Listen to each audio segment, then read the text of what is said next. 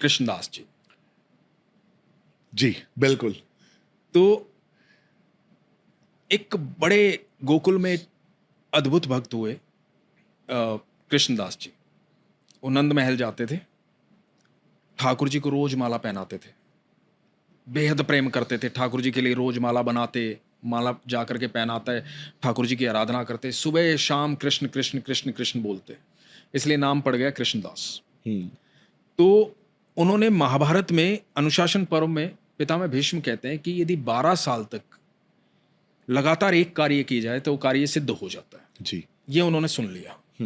तो उनको लगा कि मुझे तो बस अपनी भक्ति को सिद्ध करना है। तो उनके मन में भाव आया, वो गए माला बना करके ठाकुर जी के पास, बोले ठाकुर जी 12 साल तक लगातार माला पहनाने आऊंगा। 12 साल जिस दिन पूरे होंगे ना, 13वें साल की जब सुबह होगी तो आपको माला पहनने मेरी कुटिया में आना है।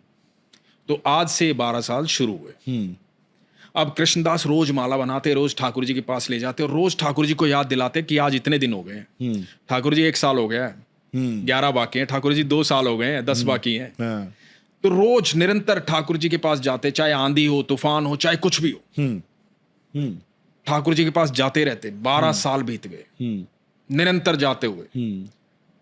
अब 12वें साल का आखिरी दिन था। ठाकुर जी को बोले ठाकुर जी आज 12 साल पूरे हो गए, कल आपकी बारी है, कल 13वें साल की पहली सुबह है, तो मैं आपका इंतजार करूंगा, कल माला पहननी है तो मेरी कुटिया में आना पड़ेगा जी। और यदि कल आप नहीं आए तो मैं कभी आपके पास नहीं आऊंगा। ये मीठी सी प्यारी सी धमकी दे करके ठाकुर जी को वहां से आ गए। अब भक्त है, उनका हक है उनका। बिल्कुल बिल्कुल। तो ठाकुर जी को बोल करके आ गए। वहां आकर के कुटिया में उन्होंने तैयारी शुरू की, भगवान के लिए 56 भोग की तैयारी शुरू की। अब उनको पता था कि भगवान अकेले तो नहीं आएंगे, भगवान के साथ कुछ गोपियां आएंगी, कुछ गैया आएंगी, कुछ गवाले आएंगे, भगवान के साथी दोस्त आएंगे। तो सबके लिए भोजन की तैयारी की, सारी रात लगे रहे। सुबह प्रातः काल इंतजार करने लगे कि ठाकुर जी अब आएंगे अब आएंगे। अब बार बार चौखट के पास आके खड़े हों, देखें कि ठाकुर जी आ रहे होंगे, ठाकुर जी आ रहे होंगे, माला बना करके सुंदर सी तैयार बैठे कि आज ठाकुर जी माला पहनने आएंगे। अब सुबह से दिन बीतना शुरू हुआ तो उनको लगा कि हो सकता है कि यशोदा मैया ने किसी काम पे भेज दिया, हो सकता है नंद बाबा के पास चले गए, हो सकता है भक्तों की इतनी भीड़ लगी हो कि उनको दर्शन देने में समय बीत रहा हो। तो शायद मंदिर के जब द्वार बंद होंगे दोपहर में तब आएंगे। तो दोपहर का इंतजार करने लगे, लेकिन दोपहर में भी ठाकुर जी नहीं आए। अब थोड़ा और समय बीता तो बोले कि पता नहीं अब तक क्यों नहीं आए, हो सकता है कि आज ज्यादा ही भीड़ होगी, भगवान के दर्शन करने ज्यादा लोग आए होंगे, तो सबके अंदर बिजी होंगे, सबके अंदर व्यस्त होंगे, तो आएंगे फ्री होकर के। इंतजार करते रहे। आसन बिछा हुआ है बड़ा सुंदर सा, ठाकुर जी का 56 भोग तैयार है और इंतजार चल रहा है। शाम हो गई, ठाकुर जी नहीं आए। कृष्णदास रोने लगे। कृष्णदास को बड़ा गुस्सा आया, बार बार बाहर आकर के देख रहे थे, नहीं समझ में आ रही थी कि ठाकुर जी क्यों नहीं आए। 12 साल मैंने निरंतर लगातार जाकर के माला पहनाई है, रोज याद दिलवाया कि आज 12 साल पूरे हो गए, याद दिलवा के आया हूं। आज 13वें साल की सुबह थी। आज ठाकुर जी को आना था, सारा दिन बीत गया लेकिन ठाकुर जी नहीं आए। अब भक्त है, बहुत प्रेम करते हैं, तो कभी कभी गुस्सा भी आ जाता है। बिल्कुल आ गया गुस्सा। सारा 56 भोग उठाया, अपनी पोटली में बांधा, कुटिया को ताला लगाया और देख करके मंदिर की तरफ बोले सुनो, अब कभी लौट के नहीं आऊंगा, अब जा रहा हूं यहां से। कोई नहीं है कृष्ण विष्णु, पत्थर की मूर्ति है वो, सुनता तो आज आ जाता, सुनता ही नहीं है, कुछ नहीं सुनता, अब तू बैठा रहे यहां। और ये कह करके चल दिए और बड़बड़ाते हुए जा रहे हैं जंगलों की तरफ से। बड़बड़ा रहे हैं, गुस्से में क्रोधित होकर के भगवान को बोलते जा रहे हैं कि मैं 12 साल लगातार आया हूं, मैंने रोज माला पहनाई है, निरंतर आया हूं, आंधी हो तूफान हो, मैंने अपना नियम पूरा किया। तू भी तो एक दिन नियम तोड़ के मेरे पास आ सकता था, जरूरी थी सबकी सुननी, एक दिन तो मेरी भी सुन सकता था। ये कहते कहते जा रहे हैं और आगे से गैयों का एकदम झुंड आ रहा है लगातार। तो गैयों का झुंड आ रहा है तो एक बालक आवाज दे रहा है, अरे बाबा सुनो, रुको। नहीं सुन रहे हैं, बड़बड़ा रहे हैं। फिर बोलता है, अरे बाबा सुनो, रुको। तो फिर भी नहीं सुन रहे हैं, फिर भी बढ़ा रहे हैं, अरे नहीं है कृष्ण, कुछ नहीं है, मैं पागल था, मैं 12 साल जाता रहा। तो बच्चे ने थोड़ा तेज आवाज दी, बाबा सुनो, रुको। पीछे बोले हाँ क्या हुआ? बोले बाबा रुको, इतनी सारी गैयां आ रही हैं, टक्कर लग जाएगी, धक्का लग जाएगा, गिर जाओगे, रुक जाओ थोड़ी देर। तो देखा कि बहुत गैयां आ रही हैं। तो बोला किसकी गैया है ये? तुम कौन हो?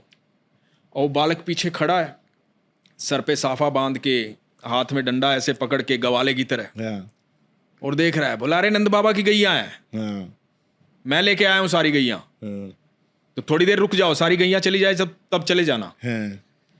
तो बोला कि अच्छा नंद बाबा की गैया है, ठीक है, कितनी देर में चली जाएंगी? बोले चली जाएगी थोड़ी देर में, रुक जाओ, बैठ जाओ। रुक गए कृष्णदास जी। तो बालक बोला कि बड़ी खुशबू आ रही है आपके झोले से, क्या है इसमें, खाना है? तो बोले हाँ खाना है। खाना खाया नहीं आपने शायद, साथ लेके चल रहे हो, तब तक गैया जाए बैठ के खा लो। तो बोला नहीं मुझे नहीं खाना। बोला बड़े नाराज दिख रहे हो, क्या हुआ, क्या बात हुई? तो कृष्णदास बोले अरे ये तो तुम्हारे नंद बाबा है ना जिनकी गैया लेके तुम जा रहे हो, इनका लाडला है ना वो कन्हैया। अरे बहुत नखरे हैं उसके, 12 साल गया हूं माला पहनाने, एक दिन बोला था एक दिन मेरे पास आ जाना जब 12 साल पूरे हो जाए। आज वो दिन था, 56 भोग बना के बैठा था, सारी रात में भोग बनाया उसके दोस्तों के लिए, उसके लिए, गोपियों के लिए। मुझे लगा अकेला थोड़ी आएगा, राधा रानी साथ आएंगी, गोपियां साथ आएंगी, गैया साथ आएंगी, सबके लिए तैयारी की, आसन बिछाया, फूल माला बना करके बैठा था। नहीं आया, सुबह से लेकर के शाम हो गई, अब जा रहा हूं यहां से, कभी नहीं आऊंगा लौट के। तो बालक बोला बाबा इतना गुस्सा क्यों हो रहे हो, चलो कोई बात नहीं, बैठो खाना खाओ। मुझे भी भूख लगी है, मैंने भी सुबह से कुछ नहीं खाया, सुबह से गैया चरा रहा हूं। अब कृष्णदास जी ने वो भोजन की पोटली खोली, तो बोला कि मुझे भी आप खिला दो। बोला खा लो। बोला आप देख नहीं रहे मेरे तो हाथ गोबर में सने हुए, मैं कैसे खा लूं, आप अपने हाथों से खिला दो। बोले यही तो नंदगांव के लोगों की प्रॉब्लम है, यही तो समस्या है, इनको सेवा चाहिए, सेवा करवानी है अपनी, कोई ना कोई बहाना चाहिए। अब देखो तुम्हारे पास भी बहाना है, तुम्हारे हाथ गोबर में सने, खाना मैं खिला दूं, सेवा करवानी है अपनी, ठीक है खिला देता हूं। और अब एक एक कोर खुद खा रहे हैं, एक एक कोर उस बालक को खिला रहे हैं। अब उस बालक को जब 2-3 कोर खिलाए ना, तो बालक की आंखें लाल हो गई, आंखों में आंसू बह रहे हैं। कृष्णदास ने देखा, कृष्णदास ने कहा कि तुम रो क्यों रहे हो, भूख लगी थी, खाना खिला तो रहा हूं, रो क्यों रहे हो? तो बालक बोला बाबा माला नहीं पहनाओगे आज?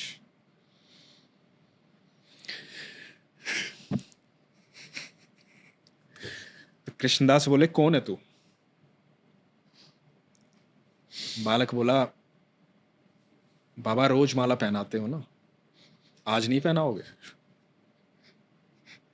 मैं ही तो हूं तुम्हारा कृष्ण।